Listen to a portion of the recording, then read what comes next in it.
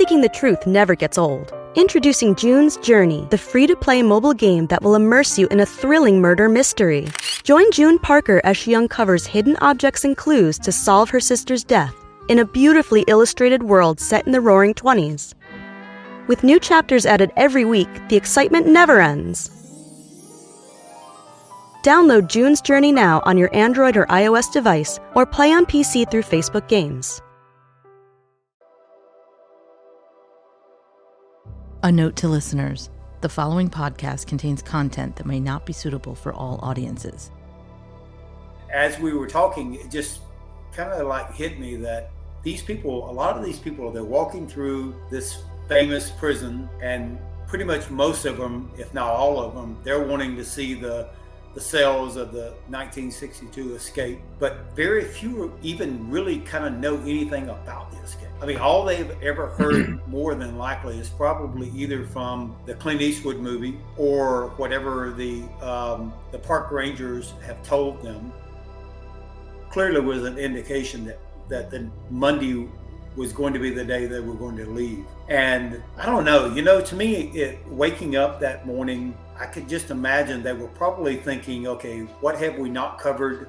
Is there anything that we need to make sure that we haven't done, that we need to prepare? And, clearly there were some parts of the raft that they still had to work on. In fact, that's clearly indicated by Frank Morris in the FBI reports. He still had something he needed to do. So I'm sure that during the daytime, they were probably huddling together wherever they were at, saying, okay, these are the final steps that we need to do.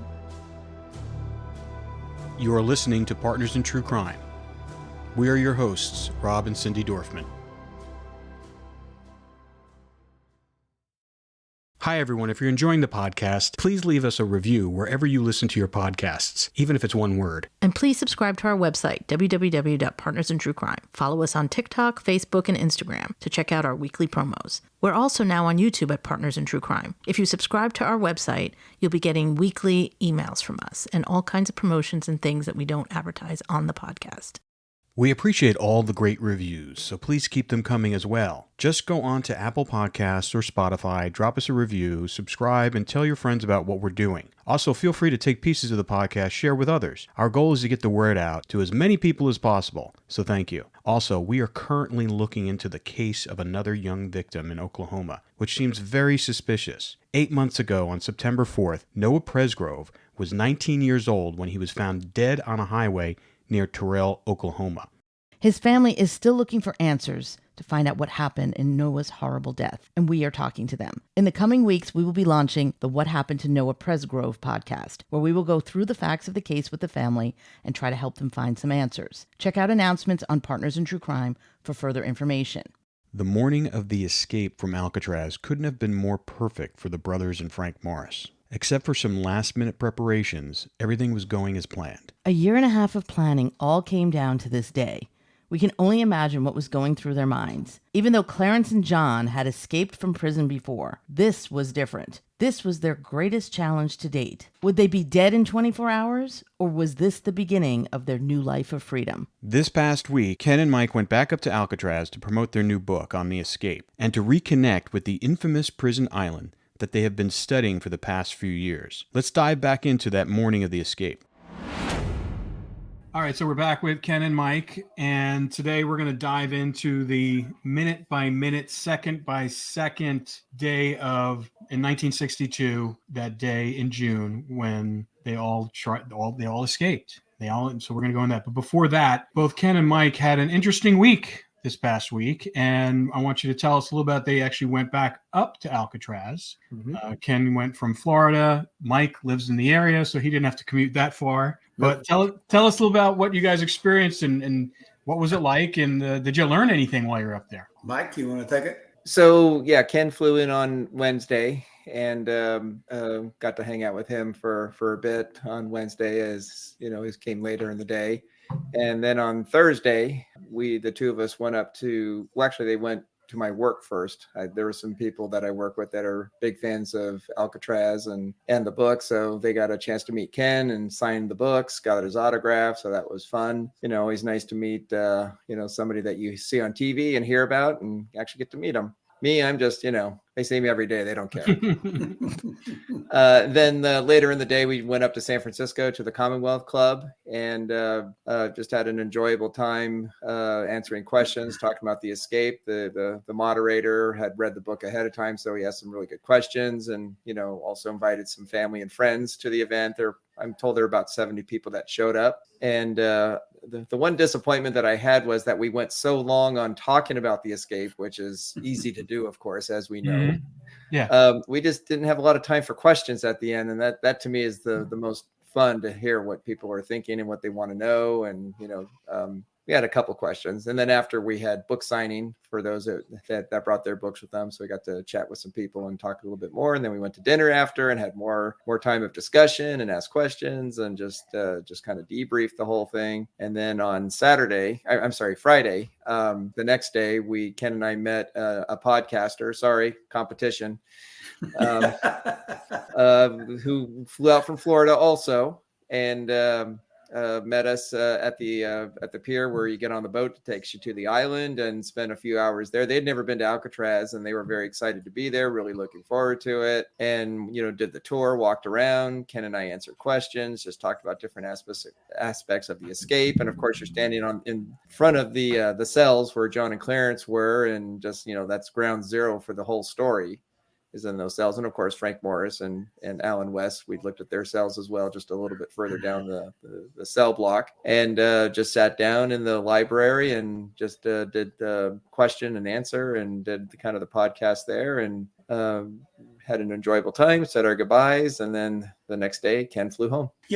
One of the things I really kind of picked up on being at Alcatraz is that so many people, as they were walking through and we were doing the podcast, they would kind of stop and kind of stare a little bit, like, okay, what's going on over here? And as we were talking, it just kind of like hit me that a lot of these people, they're walking through this famous prison, and pretty much most of them, if not all of them, they're wanting to see the cells of the 1962 escape, but very few even really kind of know anything about the escape. I mean, all they've ever heard more than likely is probably either from the Clint Eastwood movie or whatever the park rangers have told them. And that was one of the things I told this one podcaster, was that's really the reason why we wrote this book, is so that people can really understand that John and Clarence, and even Frank Morris, but pretty much John and Clarence, because I'm writing it from the standpoint of my uncles, is that they were much more than just a prison poster that you see,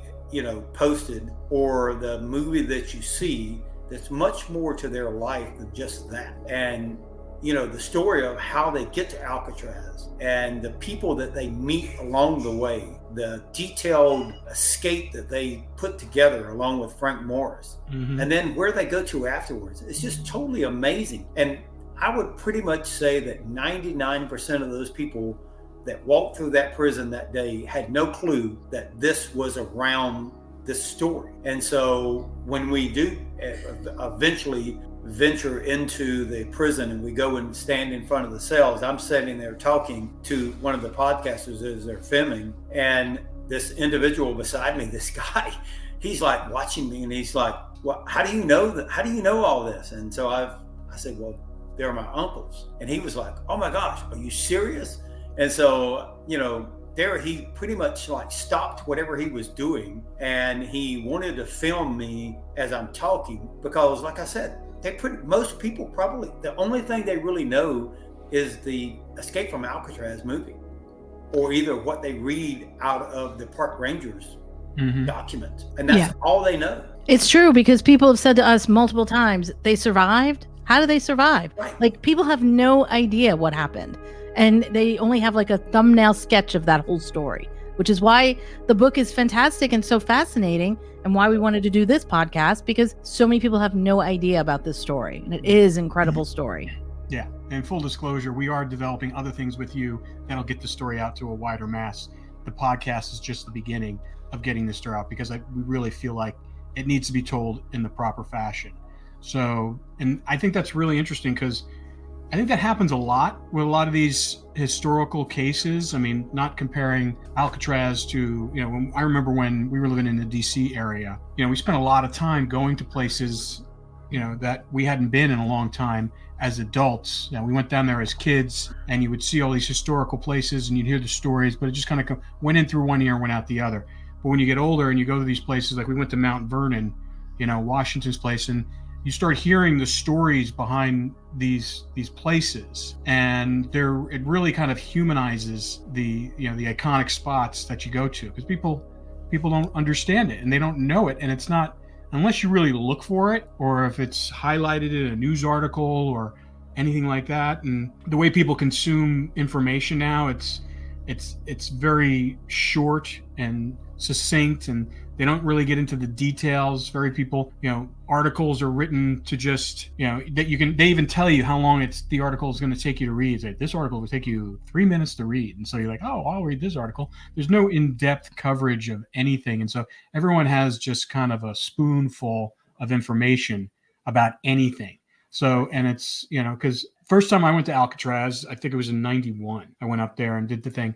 And I knew of the escape, didn't know the details of the escape. Once again, on the tour, they tell you they didn't make it. And so you're like, oh, okay, well, that's not much to that story. They tried and they failed. But having this new approach and this new information, and even more new information that we're getting on a daily basis that, we'll eventually reveal about what happened to these guys, is just...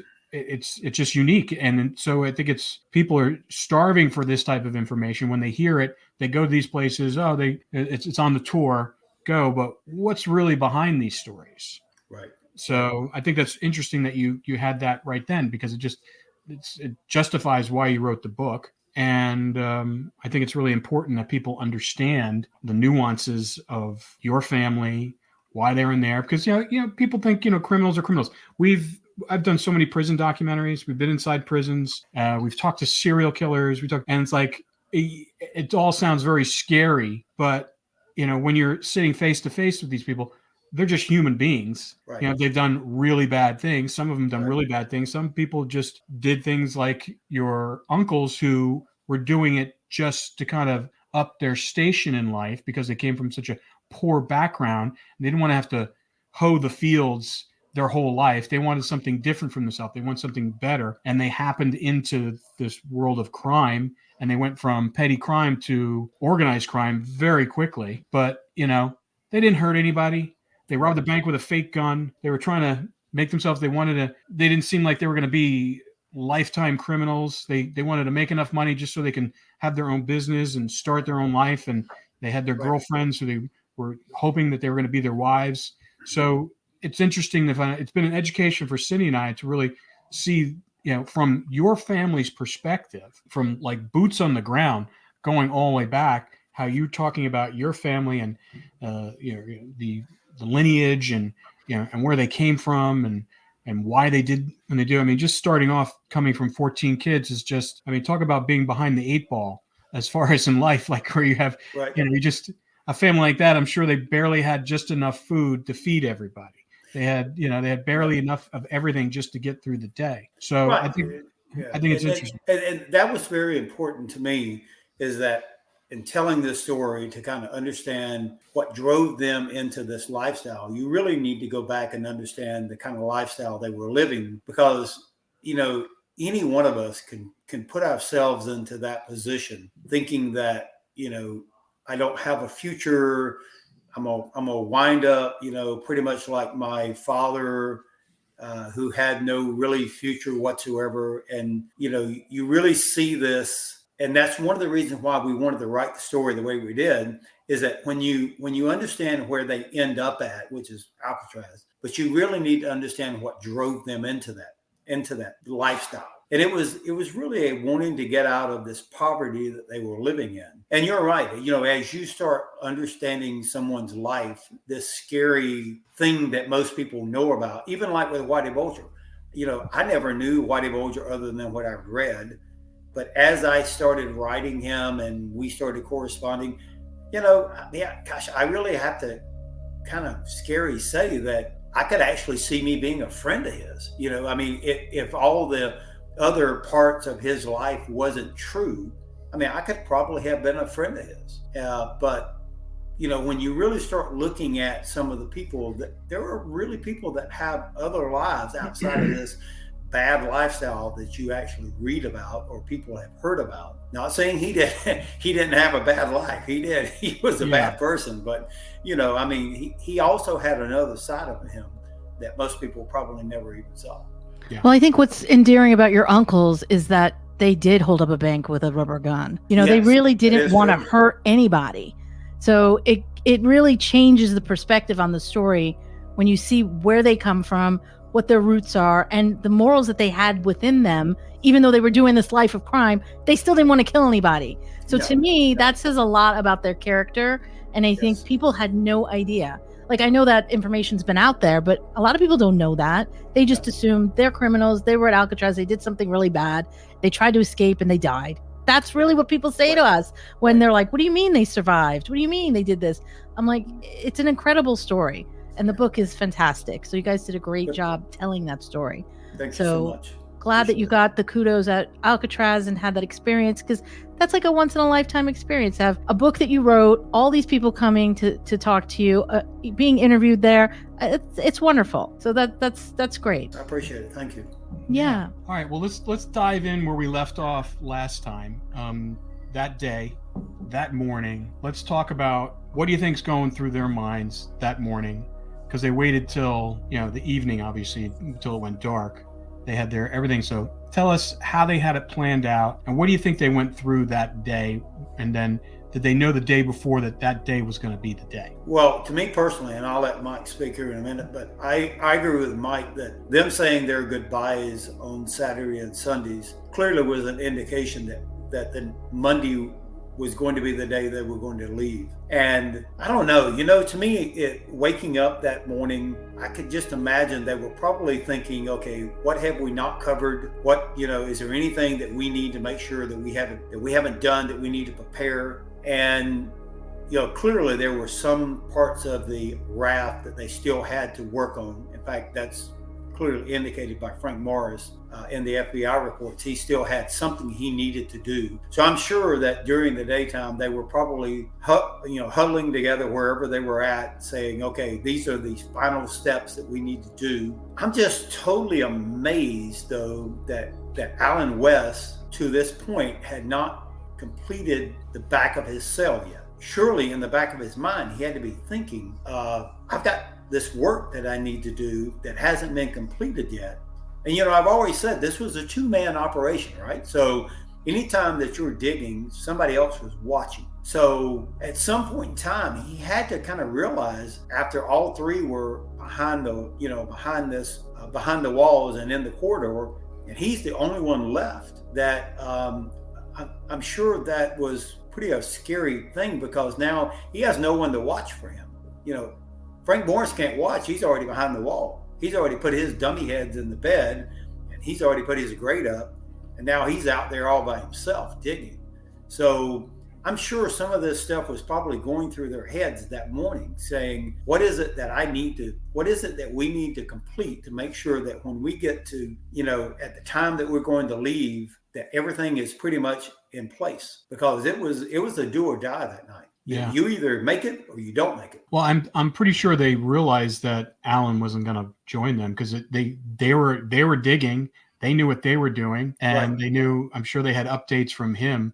So and he stopped digging in April, apparently. Right? I know, this makes no sense. So I guess they just said, well, I mean, to me, if I was your uncles, that would have, and Frank Morris, because Frank Morris was already nervous about him, about blabbing. So that would make me very nervous on that day, thinking, is this guy going to blow it for us? Well, I'm sure that morning they got up, and they're getting ready for their daily chores that they would do on a typical Monday. They're trying to act like everything is just a normal day to them.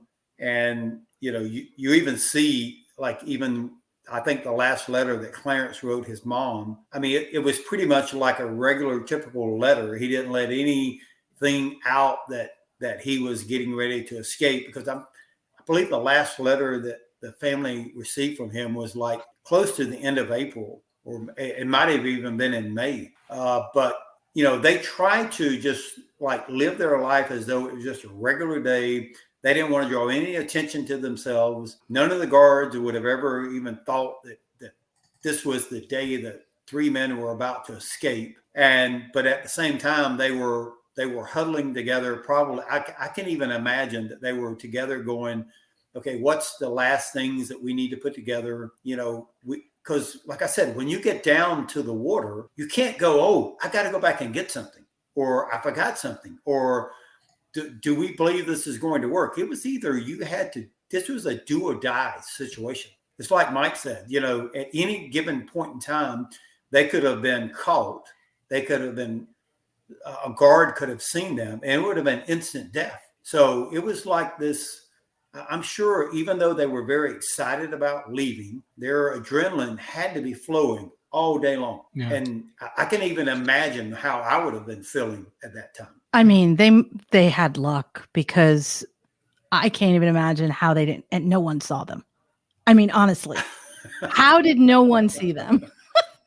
So, Mike, based upon the schedule of events that they had to deal with, like their daily schedule of the prison, can you talk us through, the day, what their day was like, where they had to be at certain points, and they had to be very stealthy and just kind of normal, like it's an everyday. But I would imagine each one of those places, where were they most, like, did they just keep on going to the laundry room or the clothing room, wherever they were working? I'll answer that in a second. I just want to, Ken referenced the last letter that Clarence wrote. Well, he wrote it on May 31st. So just 2 weeks before the escape, Clarence sent out his last letter, and I just kind of scanned it real quick as he was talking. And it was just a very ordinary letter, like, hey, everybody, just let you know I'm okay, and how you guys doing?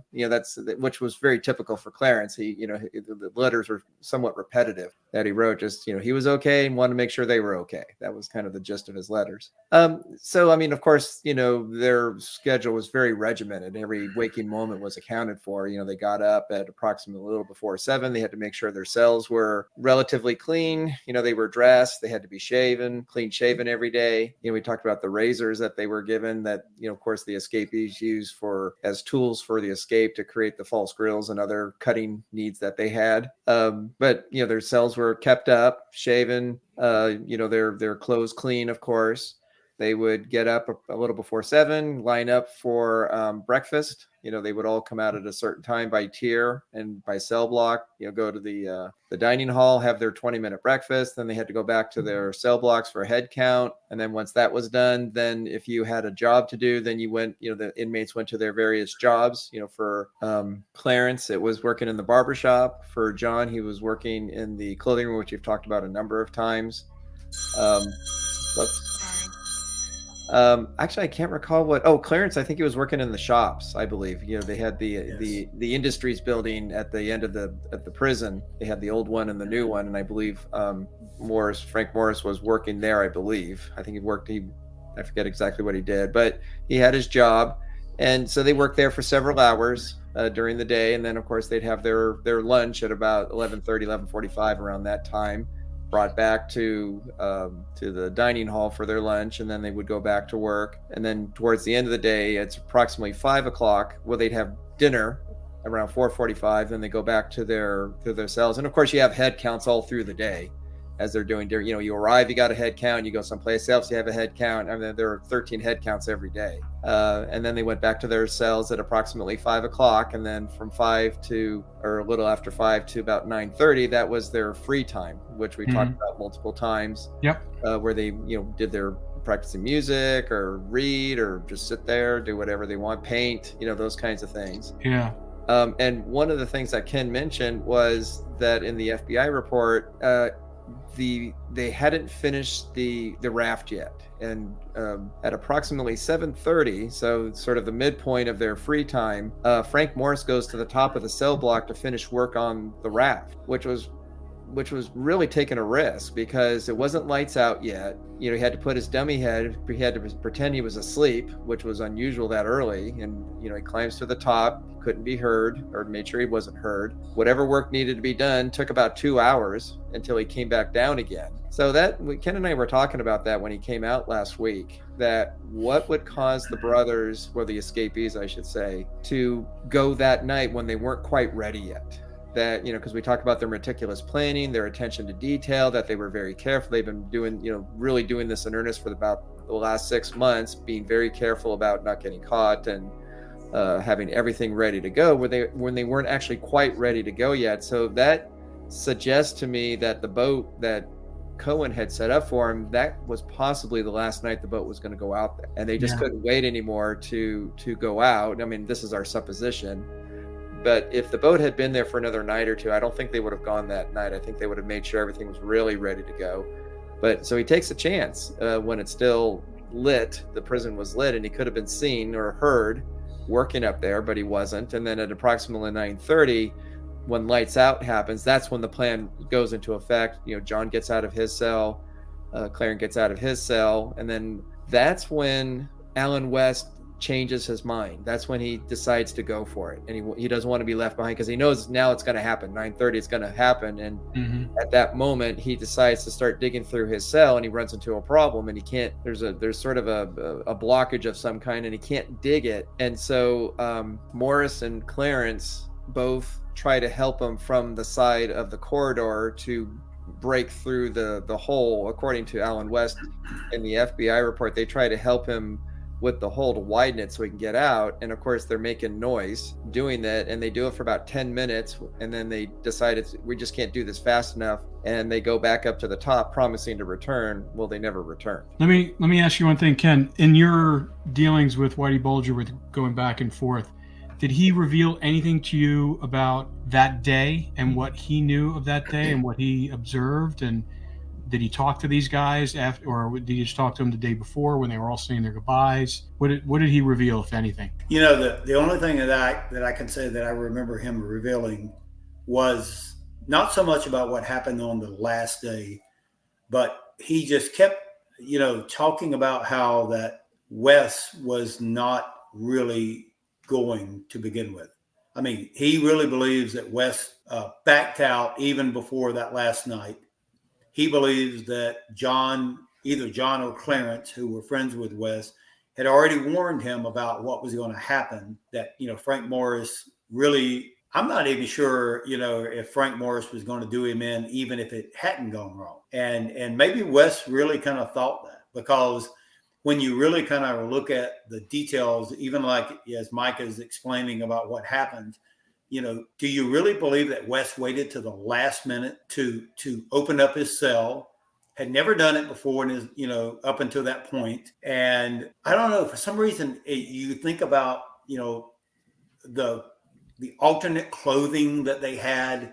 Wes had absolutely none to use. He knew about nothing. And just so many small factors play into that. I'm not sure Wes had even that.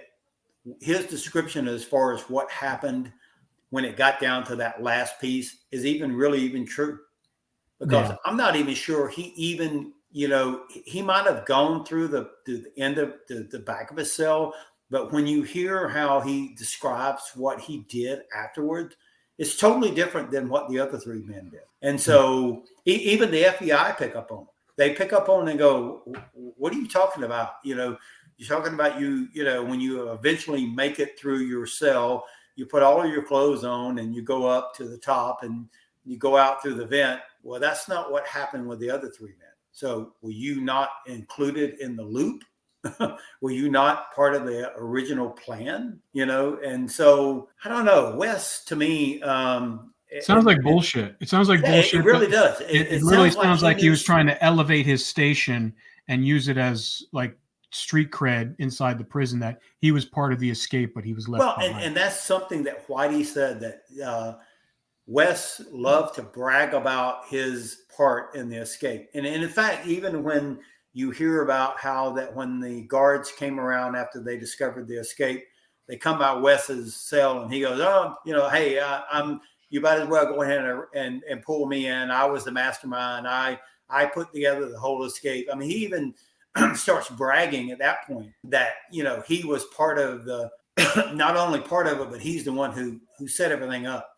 And that's one of the things I asked Whitey Bulger. I said, as much as all of the other prisoners wanted this to occur, and they saw it as a means to an end to get off of the island, and they held all three of those men as almost kind of like heroes. I said, what would have happened to Wes if everybody found out that he ratted them out, told them where the plan was going to and the route?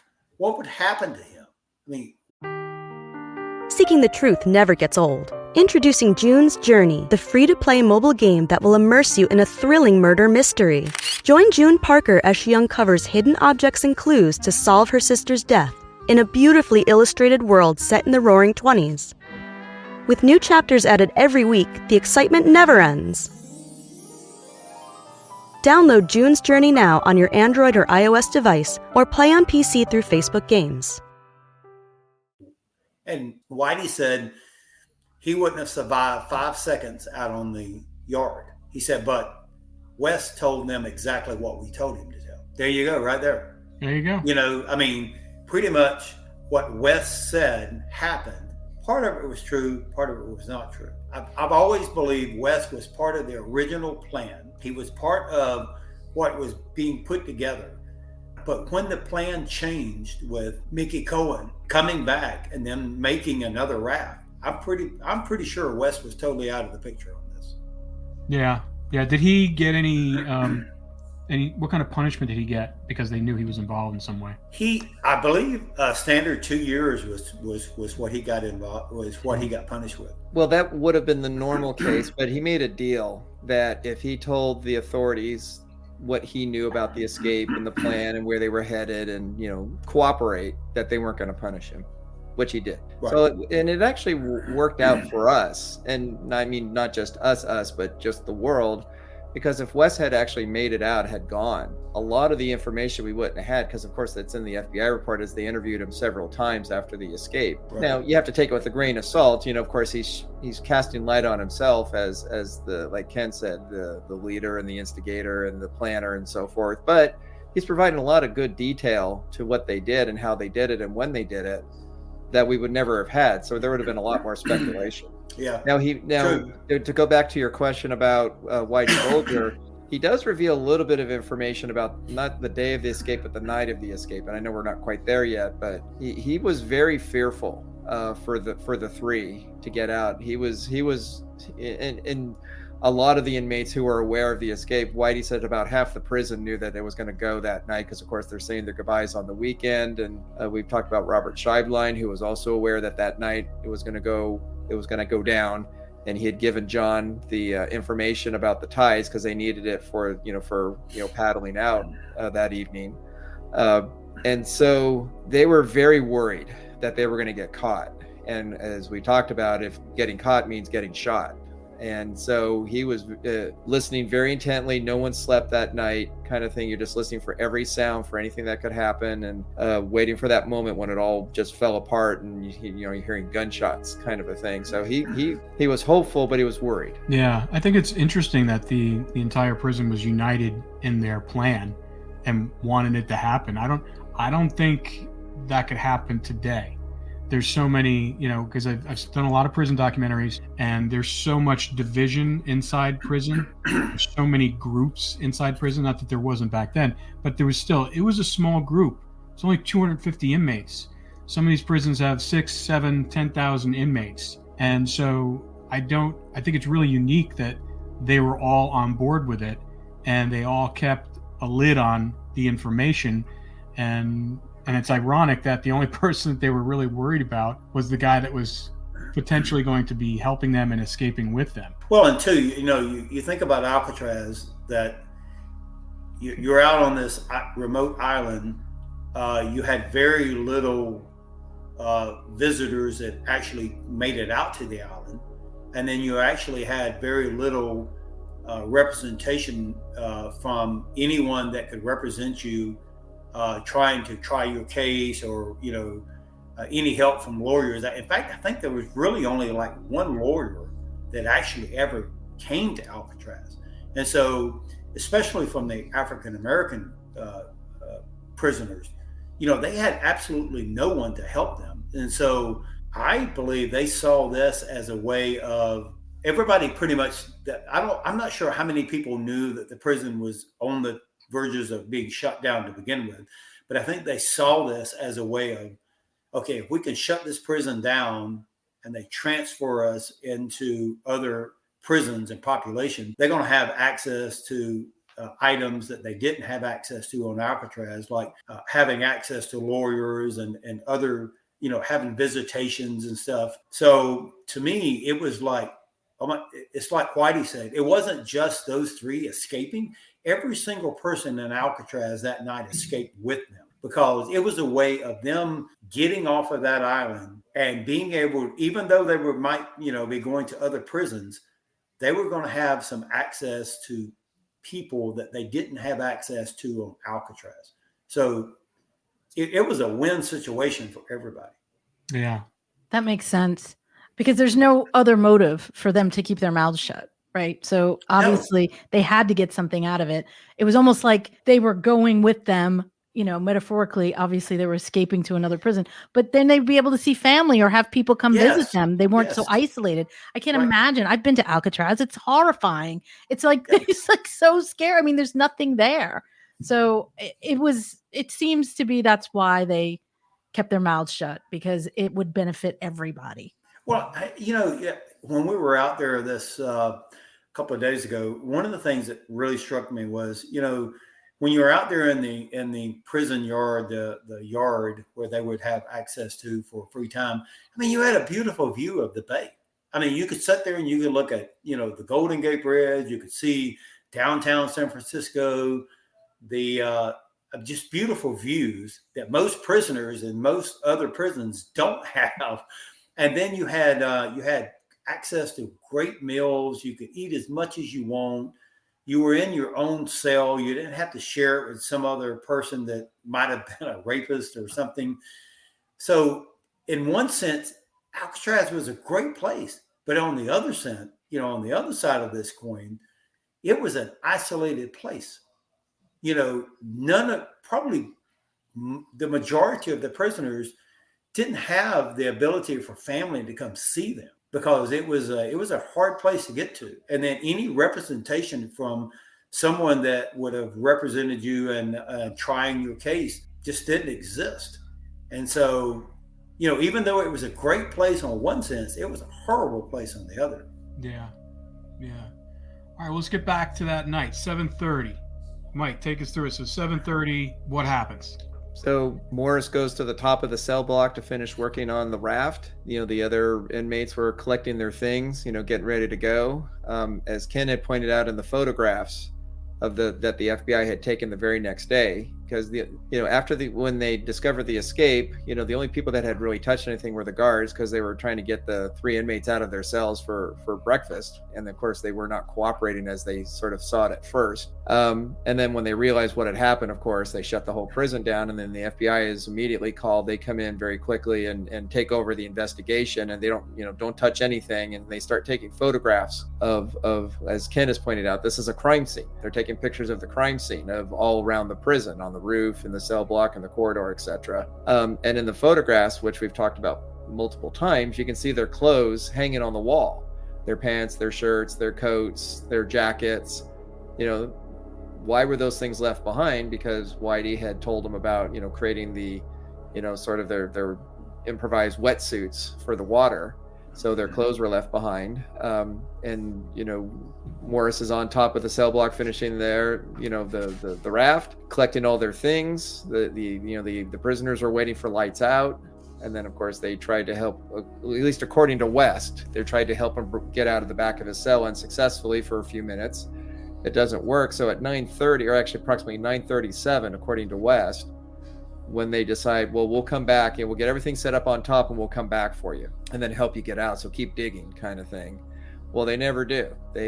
From West's point of view, they leave and never return. So at approximately 9:37, the three of them go to the top of the cell block, get the raft, the paddles, their personal items, whatever personal things they wanted to bring. They had the 2 extension cords, 125-foot extension cords, their life vests, and then they one by one they go to the top of the cell block. One of the things that they had constructed was a periscope that it still is kept by the Parks Department, which they have.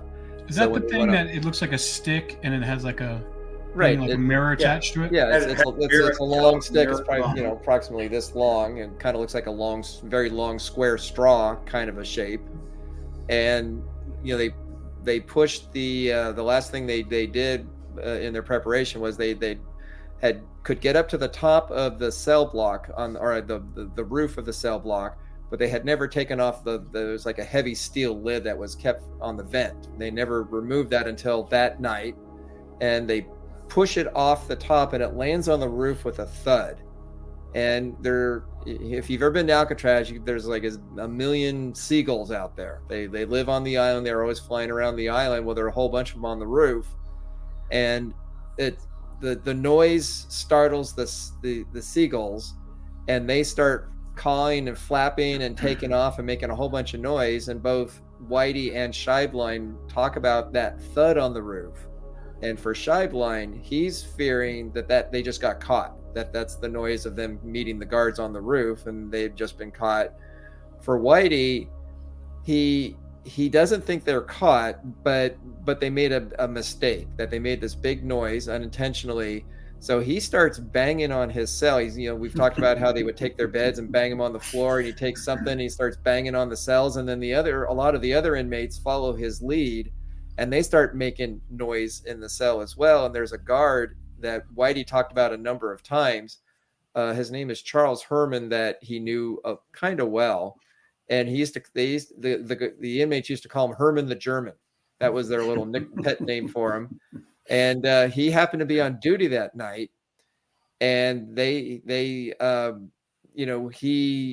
Whitey put it, he's a young guard. He's not very experienced. He says, had an older experienced guard had been on duty that night, he would have investigated that noise, because it was different enough to really get everyone's attention. And he just, when you have all the other inmates making this other noise to distract him, he just doesn't investigate. He doesn't pursue it. He just lets it go and continues on his rounds. And so they do that for a time to mask any other sounds that the three make when they're on the roof. It's crazy. Again, very lucky. Well, and the thing is, like when you watch the Alcatraz movie, you get the impression that, first of all, no one knew about the escape. It was only the 4 of them. Right. And it was dead silent that night. And they're trying to be absolutely quiet to not make any noise so that, the guards don't hear, and then they're going to, swoop down on them. It wasn't that way at all. Half the inmates knew about it. And it was very noisy that night. They're making noise on the roof. The inmates are making noise. So it was not the way it's been portrayed at all. And so Whitey gives us a lot of really good information about, that moment when they're on the roof, making their way to the side before they shimmy down the pole and, going toward the shore. And that's a good point. Real quick about Whitey. Did the FBI interview Whitey too, or did he not interview with anybody? Every inmate at Alcatraz was interviewed by the FBI. Now, every one of them their names are redacted, so we can't see them. But at some point in time, Whitey is in one of those interviews. And of course, most of them, it's like if you came out and you said, well, I knew what was going on and I had knowledge of it or participated whatsoever, you could have additional time added to you. So, of course, everybody's going to go, I had no knowledge of what was going on and, I didn't participate in any way. That's just a standard kind of response that most of them had. Some of them did come back and make comments about, oh, well, John said this to me, early on that he was going to do this or he was going to do that. But pretty much most of them just denied having any knowledge whatsoever into it. Okay, cool. All right. So they make the big noise. The seagulls go on. Whitey does make some noise. Some of the inmates makes noise to kind of create a diversion. Herman the German doesn't pick up on it, and he just kind of goes about his ways. Where do they go from there? Well, they once they actually made it to the roof, they go to the very end, close to, I guess you would, if you were looking at the island, it would be probably closer facing like toward the Golden Gate Bridge. There was a vent shaft, or a shaft that is no longer there today, but they go over to the edge of it, pretty much kind of like what's in the movie, and they actually shimmy down it. And one of the things that they did with that electrical cord, that they actually had two different ones, and one of them was to be used to lower down the items that they were going to be using, case in point, like the raft and the life vest. Because you gotta think about this. This was a pretty good, collection of items that they were going to need once they hit the beach to inflate the raft, and so they were using it to lower itself down. And even when they went over the fence, because they did actually have a fence they had to cross. But they go down the pipe, and we know this because in the FBI file, they can see footprints of their shoes down at the very bottom. And so they know that was one of the routes that they took. They go over to a chain link fence, which they cross over. This is actually where we believe, and it's probably very realistic to believe, that they could have actually injured themselves going across a barbed wire fence. And from what we can tell from the raft that is eventually found by the Alcatraz guards at some point in time, like the day after, there is what he believes to be blood inside of the raft, because one of them injured themselves going over the fence. Wasn't it Frank? That's who we believe was injured, was Frank. And it's kind of interesting that we chose Frank, because there was an indication in one of the FBI files when they were looking at the life vest. For some reason, they felt like that it was Frank Morris, that they actually saw blood on one of the life vests, and for some reason they attributed it to Frank Morris. Now, why they did that, I'm not real sure, but they did indicate that they thought that one of them had gotten injured. But well, I'm sure they knew his blood type because he went through an infirmary there. I mean, I'm very sure well could have been the blood type, and it could have been what they discovered in that raft that they claimed that they did not find later on. But eventually they will make it all the way over to the water tower. And from there, according to everything that's been recorded in the FBI, they will go down the hill at that point. They knew that was the path because of all of the bent grass that they could see as they slid down, because it's actually very steep at that point in time. Yeah, it's very steep. It just goes straight off. It's very steep. I mean, it's almost kind of like straight down. So, to me at this point, I can imagine that their adrenaline and their heart is just like pumping out of their chest. Here they are, very close to, almost to the end of this escape. And they slide all the way down to what's almost kind of like a beach. It's not much of a sandy area. It's kind of like right on the wall. There's a wall, and then you have rocks. But it was pretty much where they had decided that this is where they were going to set everything up at. It was far enough away from the tower that they couldn't have been seen, and it was in kind of an isolated area on the island. And here's where they set everything up. This is where they inflate the raft. This is where they inflate their life preserver, and they get everything ready, and they get in the raft. And like I said, the goal was to go to the docks. And sitting there just the other day and looking at Angel Island, I can imagine that you look there and you go, Angel Island looks so close, even though it's very deceiving because of the size of it that it is. It makes it look like it's very close, when in all actuality, it's almost 2.5 miles away. Yeah. And so, the mainland's a whole lot closer, but the side of the island really makes it deceiving. And so eventually they put the raft in the water. They all get in the raft, and they're hugging the sides of the island as they make it toward the docks. And as they get close to the guard tower, that's, to me, would have been the scariest part right there, because if you could ever make it up under the guard tower and make it to the docks, you pretty much had it made. Mm-hmm. And to me, that would have been the scariest part, because at any point in time, the guard could have walked out, he could have looked over, even though it was dark and he wasn't expecting anything. Any movement in that water close to that edge could have caused him to take the spotlight and shine it down onto him. And then from there, it would have been, lights out for them. Yep. But for whatever reason, they're not anticipating anything, and they make it all the way to the docks. And once they get to the docks, they realize that they left the extension cord that they were going to use to tie to the prison boat. And we just surmised that, Clarence, who was probably in charge of it, realizes, okay, we've just screwed up. Now we're here at the docks. We're ready to attach to the prison boat, and we left the extension cord on the beach. And we know that because that's actually what occurred. And either one of them, we wrote it in as it was Clarence. Clarence was very a daring person. He decides to go up onto the docks where a lot of things are kept.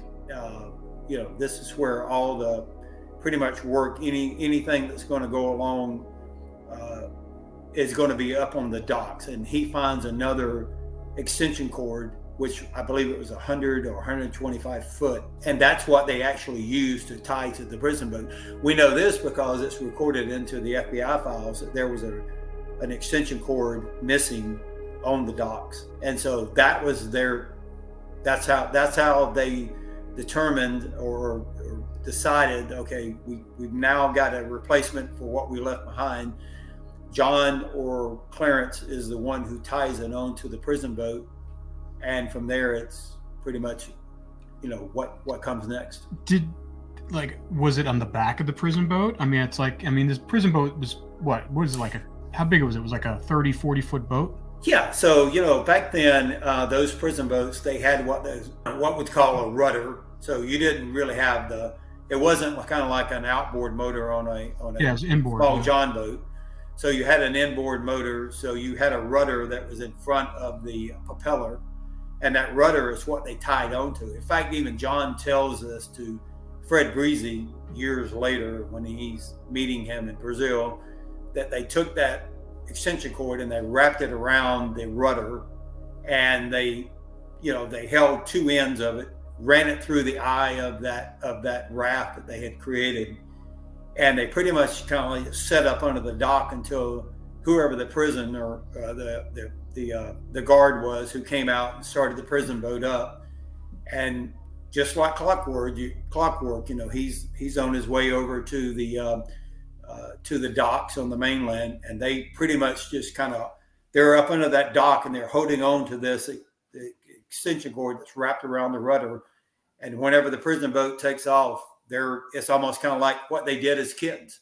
It was holding on to it. And we know that this can actually happen because in 22, when Mike and myself did the show with Josh Gates and Expedition Unknown, mm-hmm. we did this exact same scenario. And it is definitely a possible thing that happened. And it is something that John tells Fred later on. This is exactly how we did it.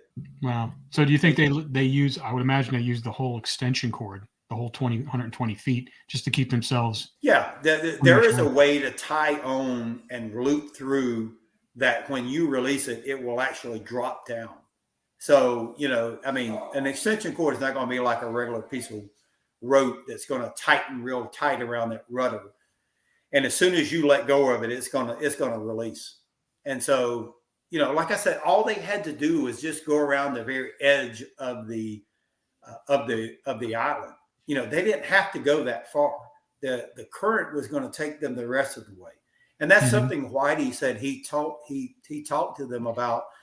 Let the currents be your friend. Don't fight against the current.